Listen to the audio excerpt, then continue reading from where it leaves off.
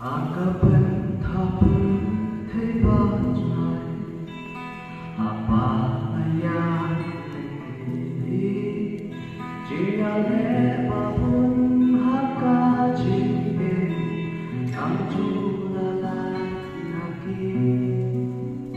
hajing lombriung alakunlah sianupan ng ningat pahay yang babalaan yan pansulit doon babay punsin habangan hai syahmi dan doon bring mapo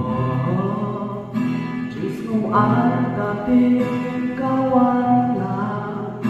balay alay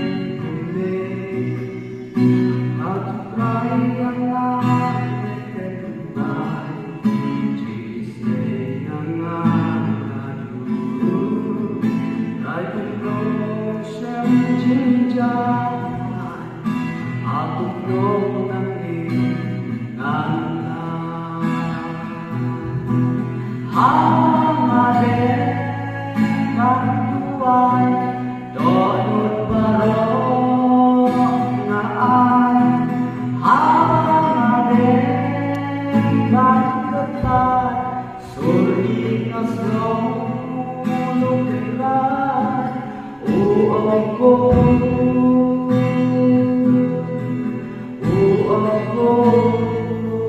masalah